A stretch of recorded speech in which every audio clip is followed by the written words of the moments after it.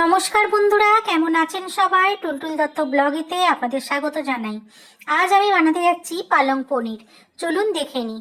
বেগুন ভেজে তুলে রাখার পর যে তেলটা আছে সেই তেলেতেই আমি বানাচ্ছি। প্লিজ আপনারা মাইন্ড করবেন না। তেল গরম হলে জিরে তেজপাতা ফোড়ন দিয়ে কুচিয়ে রাখা পেঁয়াজটা দিয়ে দিলাম। এবার পেঁয়াজটা আমি লাল লাল করে ভেজে নেব। আপনারা চাইলে ঝিরিঝিরি করে কেটেও করতে পারেন। এখানে আমি চপারের ব্যবস্থা ইউজ করে আমি কিমা করে নিয়েছি। এরপর আমি স্বাদ অনুযায়ী একেবারে নুন দিয়ে দেবো। বুঝে নুন দিতে হবে, কারণ পালং শাক নোনতা হয়। আমি পালং শাকটি অলরেডি ব্লাঞ্চ করে রেখে দিয়েছি।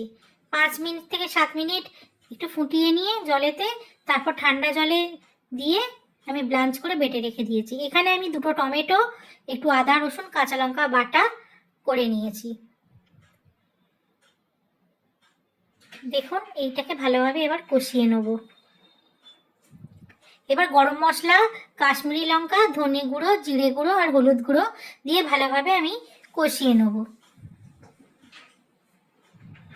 যে রেগুলারের মশলাগুলো আছে সেগুলো দিয়েই কষিয়ে নেব। এবার জল দিয়ে দিয়ে কষাবো। বাটি ধোয়া জলটা একটুখানি করে দেবো আর কষিয়ে নেব। এরপর আমি বেটে রাখা পালং শাকটা দিয়ে দিলাম এবং মিক্সি ওই বাটিটা ধোয়া জলও আমি দেবো একটু পরে। আগে মিশিয়ে নিচ্ছি। দেখুন, ব্লাঞ্চ করে নেওয়ার পর আমার কিন্তু এটা কোনো কালো রং ধরেনি। যেমন আছে অ্যাজ ইট ইজ এরকম সবুজ রঙেরই আছে। দেখতেই পাচ্ছেন।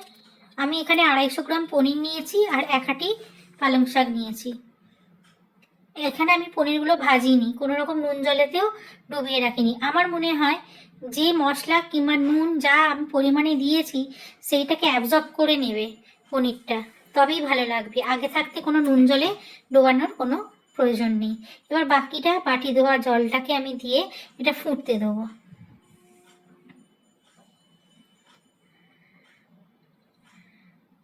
দেখুন, ফুটে উঠেছে, গাঢ় হয়ে গেছে।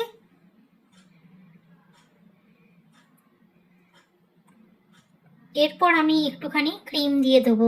ক্রিমটা জমে যাওয়ার দরুন আমার দিতে অসুবিধে হচ্ছিল, তাই একটু গরম জলে আমি বসিয়ে নিয়েছি ক্রিমের যে বক্সটা। এরপর আমি ভালোভাবে ক্রিমটা আর একটু দিয়ে দেবো। এবার ঠিক মতন ক্রিমটা গলে গেছে। ব্যাস, তৈরি আমাদের পালক পনির। দেখা হবে পরের ব্লগে। আসছি, বাই। ভালো থাকবেন সবাই।